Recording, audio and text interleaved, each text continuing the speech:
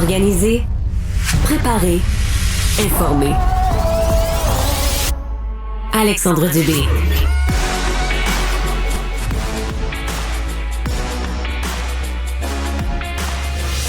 Suite de notre dossier en collaboration avec le journal et TVA sur le trafic éternel à Montréal et dans le Grand Montréal.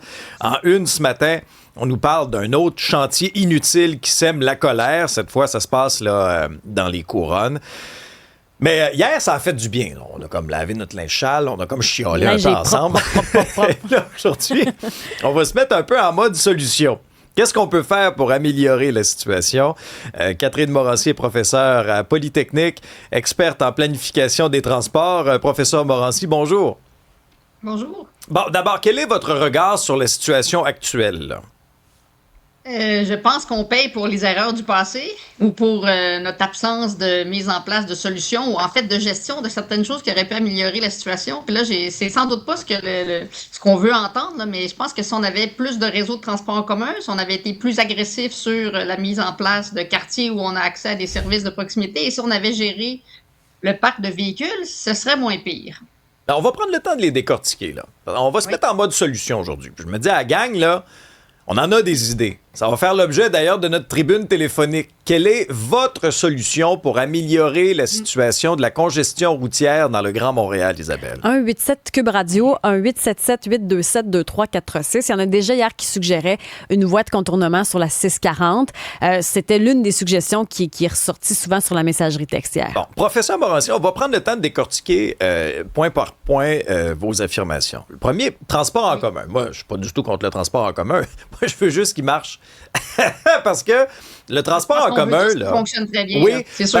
parce qu'il y a des critères importants. Moi, pour m'inciter à prendre le transport en commun, il faut que ce soit fiable. Il faut que ce soit fiable. Il faut que ce soit plus fiable. Il faut que j'ai un gain, moi, de temps, de confort avec mon véhicule. Après ça, il faut que je me sente en sécurité. C'est drôle, ces deux variables-là, je les retrouve pas dans le transport en commun à Montréal présentement.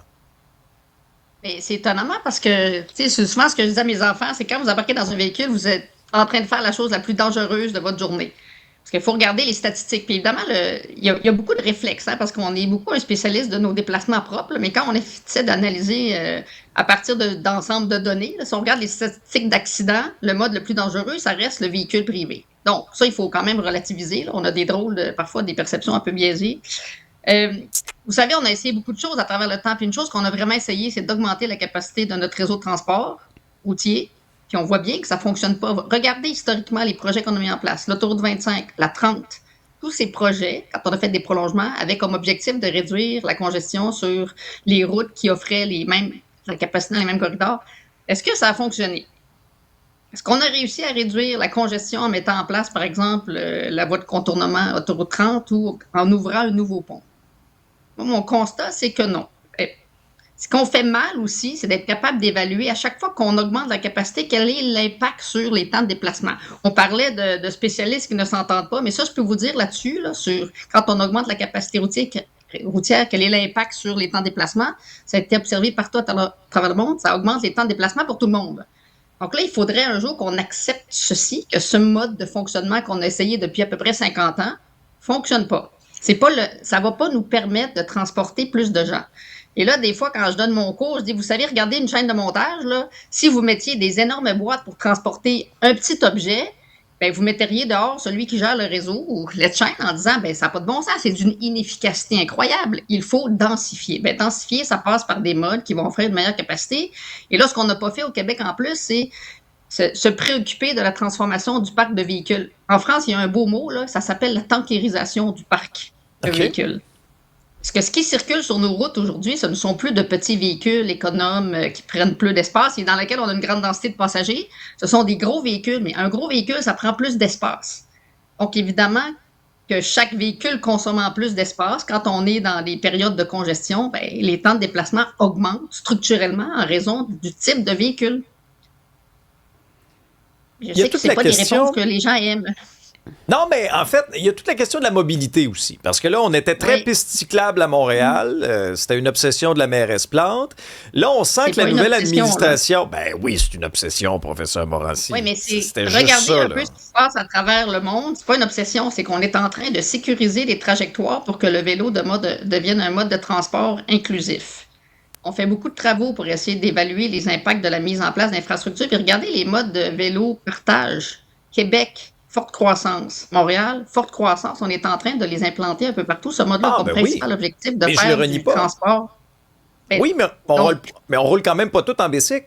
Puis qu'est-ce que vous faites, Non. par exemple, avec ces commerçants qui disent que telle piste cyclable devant leur commerce a tué leurs activités? Il faut quand même le prendre en considération. La nouvelle administration est beaucoup plus nuancée là-dessus, même pour les rues piétonnes aussi. Tout est dans le dosage. oui, mais regardez aussi le partage de l'espace public. Si vous faites des analyses quantifiées, je vais te faire une thèse de doctorat sur le partage équitable de l'espace. Allez-y. Et les chiffres, là, il faut faire attention. Les pistes cyclables, quand on a regardé le dossier, c'était moins de 2 de l'espace, mais on est encore à moins de 2 de l'espace de voirie qui est dédié aux infrastructures cyclables. Mais il faut les mettre aux bons Là endroits. aussi, je comprends qu'on ne peut pas planifier sur des anecdotes. C'est aussi ce que je dis. Vous savez, on essaie d'avoir des trajets sécurisés. Il faut que ton trajet au complet soit sécurisé pour que quelqu'un puisse faire de l'adoption. Et non, on n'aura pas 100 de gens qui vont se déplacer à vélo. Ça n'a jamais été l'objectif. L'objectif, c'est quand même d'assurer que, je dirais, dans le spectre de la population, ceux qui se situent au milieu, et c'est la majorité, puissent changer de comportement. Et ce qu'on n'a pas compris encore, c'est que quand quelqu'un choisit de changer de comportement pour se déplacer à vélo à pied, toute la société en bénéficie. Il y a aussi l'aspect de se rendre à l'aéroport de Montréal, où c'est toujours bloqué, où les gens, finalement, roulent avec leur valise parce que c'est plus facile de marcher que d'être dans une voiture. Oui, mais ça aussi, j'ai analysé un peu le cas de l'aéroport, là. C'est sûr que si vous voulez induire des changements, ben, il faut que le mode que vous voulez que les gens prennent soit le plus facile à adopter. Ça aussi, on le comprend, là. Je veux dire, les gens vont choisir idéalement, de façon raisonnée, là, en regardant leurs options, mais si on ne met pas d'options en place, les gens ne vont pas les prendre. Bon. C'est sûr que si vous vous déplacez à travers le monde, on n'a pas toujours accès au débarcadère principal, là. Il faut marcher un peu. Ça existe partout à travers le monde. On n'est juste pas habitué. C'est comme les péages. On n'est pas habitué. Dans les solutions proposées sur la messagerie, on a quelqu'un qui nous parle d'enlever les voies réservées aux autobus. Pour cette personne-là, les autobus passent de temps en temps versus des milliers d'autos. Puis il questionne également les pistes cyclables dans sa solution. Ah ben ça, les pistes cyclables, on est quelques-uns à les questionner, je dirais. Aïe, aïe, aïe. Je veux rebondir sur l'aéroport. Parce que moi, ça m'a marqué, là, le témoignage. Imaginez l'image de marque de Montréal. OK. Le dernier souvenir qu'on laisse aux gens. Là. Les gens qui viennent ici, là. Puis là, ils sont complètement congestionnés à peu près à 1 kilomètre avant d'arriver à Montréal-Trudeau. Puis la solution, là, c'est de dire aux chauffeurs de taxi, eh ben là, débarquez-moi ici, on n'a pas le choix. Je vais prendre ma valise. Là, je vais rouler avec ma petite valise à roulettes. Puis là, je vais marcher dehors à la tempête. Peu importe, je sais pas. Ça, on retrouve d'ailleurs professeur Morancy. Pour avoir voyagé un peu partout à travers le monde, souvent, il y a le train qui est connecté à l'aéroport, le métro ou quoi que ce soit. Vous ne trouvez pas ça aberrant, là? Tu sais, qu'ici, là, nous, là, on doit dire au taxi, hey, arrête-moi ici. Moi, je débarque avec ma valise puis je roule. C'est mieux de rouler. Dans le slush, dans très la neige. aberrant. Mais vous savez, on a sous-investi. Moi, quand j'ai commencé ma carrière comme ingénieur, c'est un des projets que j'ai regardé, le lien vers l'aéroport. Ça fait quand même longtemps. Quand j'ai fait du Négicon. Mais on a sous-investi dans nos réseaux de transport en commun. Donc, si on dit on va maintenir le réseau actuel, ben, d'année en année, il va devenir moins compétitif. Et ailleurs, le déploiement du réseau de transport en commun se fait en continu. Et juste d'un point de vue mathématique, je sais qu'une décision, c'est pas seulement mathématique, là, mais si on veut transporter plus de gens, il faut changer de mode. Et il y a quelque chose que j'explique beaucoup dans mes cours, c'est la notion de capacité de transport. Tu sais, une voie d'autoroute, ça atteint une certaine limite de capacité en raison du mode qu'on atteint. Mais quand on regarde ce que le métro de Montréal transporte, imaginez si on n'avait pas eu de métro de Montréal, la quantité de véhicules de plus. Et si on avait voulu offrir la même capacité avec des autoroutes, on aurait des 8 voies d'autoroute, puis on aurait induit d'autres déplacements en véhicule. Il y a vraiment quelque chose, il faut changer de mode. Il faut offrir, quand il y a plein de gens qui veulent se déplacer en même temps, il faut offrir des modes qui ont une meilleure capacité. Et si je vous demandais de trier, ce que je fais aussi dans mon cours, vous savez, le transport en commun, énorme capacité, mais ce qui a le plus de capacité, ça reste un trottoir. Parce que en termes de densité de passagers, c'est quand même, vous avez des trottoirs, beaucoup de capacité pour un espace donné, des pistes cyclables, du transport en commun. Je sais qu'on n'est pas encore en train de considérer que c'est la meilleure façon. Et si on demande d'optimiser un réseau, on va devoir changer de mode à plusieurs endroits pour augmenter la capacité. Dans les pistes de solutions qui sont proposées sur la messagerie, il y a André qui dit on devrait enlever les one-way, là, les sens uniques. Pour lui, ça fait partie de la congestion. Professeur? Vous savez, moi, je pense, j'ai pas encore fait cette analyse-là, mais encore cette question de capacité. Vous savez, quand vous arrivez à une intersection et que la lumière est rouge, ben là, la capacité est de 0 pour vous. Et il faut comprendre, ça transporte quoi des voies de circulation? Une voie d'autoroute autour de 2000 véhicules, multiplié par un taux d'occupation relativement bas au Québec. Ensuite, si vous arrivez à une voie urbaine, puis vous avez un feu de circulation qui est rouge la moitié du temps, ben là, vous venez de tomber à moins de 1000. On est autour de 800. Qui nous coûte beaucoup de capacité, c'est la gestion des intersections. Vous êtes souvent arrêtés en ville. Remarquez. Ben, les lumières ne sont pas synchronisées. Mais même si on voulait les synchroniser, ils ne peuvent pas être synchronisés partout dans toutes les directions tout le temps. Ouais, mais à partir du moment où il y a certains arrondissements à Montréal qui s'amusent à nous rajouter des sens uniques, là, c'est sûr que ça rallonge le temps de parcours parce que quand on peut jamais tourner dans une certaine direction du point A au point B, si on me fait passer par le point Z, c'est sûr que mon temps de transport va être plus long, là. C'est pas si direct que ça. Puis en fait, c'est justement ce que je dis, c'est qu'à chaque fois qu'on ajoute des conflits potentiels, donc plusieurs directions à gérer, c'est sûr que ça va augmenter les temps de déplacement. Je me suis aussi déjà questionné sur où est-ce qu'on devrait faire attendre les gens. Parce que là, c'est pas beaucoup dans la discussion, je trouve. Mais quand vous circulez, vous êtes dans le milieu de vie de quelqu'un d'autre. C'est drôle, ça ne semble pas nous préoccuper. Et je l'ai aussi calculé, là, le pourcentage du kilométrage qui est fait dans les arrondissements de Montréal, qui est fait par des non-résidents des arrondissements, on s'approche de 50%. Ça veut dire que vous habitez à l'extérieur, et là, vous venez avec votre véhicule dans le milieu de vie de quelqu'un d'autre, vous amenez des risques d'accident, vous faites de la pollution atmosphérique, des émissions DGES, vous faites de la pollution visuelle, vous encombrez l'espace. C'est drôle, cette discussion-là c'est jamais mentionné. Parce que si le coût des logements était moins cher à Montréal, on pourrait rester à Montréal, mais ça coûte tellement cher qu'on n'a pas le choix de vivre en banlieue. Ça, je pourrais vous faire la démonstration inverse parce qu'on a aussi fait un projet d'aide au choix des localisations résidentielles. Parce que le calcul que les gens ne font pas, c'est combien ça va me coûter pour me loger et me déplacer. Des fois, quand je regarde les gens, je me dis leur temps ne doit pas valoir cher. Parce que dans le calcul qu'ils font, ils ne tiennent pas compte des 2 véhicules supplémentaires qu'ils devront avoir. Ils ne tiennent pas compte de leur temps de déplacement. Puis là, ils me disent, c'est parce qu'à Montréal, ça coûte trop cher. Il faut faire le bilan complet. Puis quand vous regardez les recommandations au niveau des coûts, c'est le coût résidentiel qu'il faut considérer. Logement plus transport.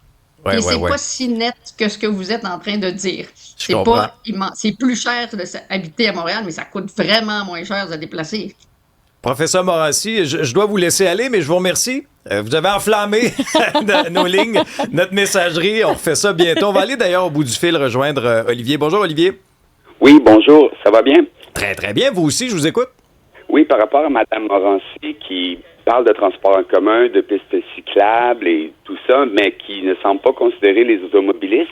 Puis moi, j'ai pas d'automobile, j'habite sur la Rive-Sud, mais vous avez parlé qu'il y a eu Valérie Plante, il y a eu pendant 8 ans de temps mairesse Valérie Plante, mais avant elle, comme Benoît Dutrisac le dit si bien à Luc Ferrandez, nuire aux automobilistes.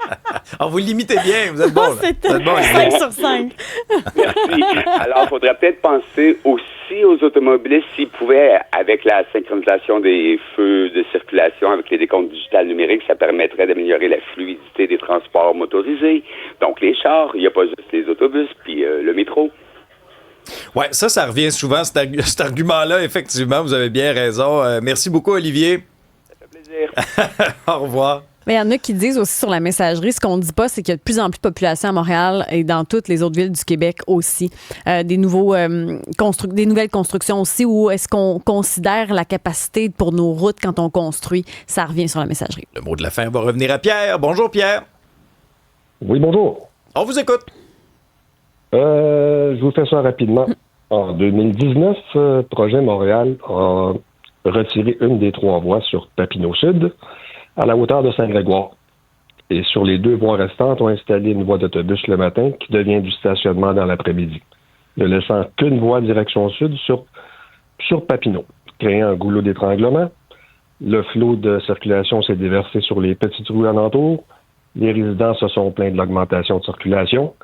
Et maintenant, Projet Montréal s'applaudit en disant on écoute les citoyens, on va virer les sens de rue de bord. Tout ça sans jamais annoncer le retrait d'une voie sur Papineau. Aïe, aïe, aïe. Ouais, non, c'est... Donc, on crée le chaos. Ensuite, on applique un remède qui ne réglera rien parce que, à multiplier les labyrinthes, là, tout ce qu'on fait, c'est qu'on déplace le trafic chez notre prochain voisin. La solution, c'est pas compliqué, c'est de garder le trafic sur les grands axes, comme Papineau Sud. La mairesse du plateau a dit dernièrement qu'elle n'en voulait pas de transit sur le plateau. Ça tombe mal.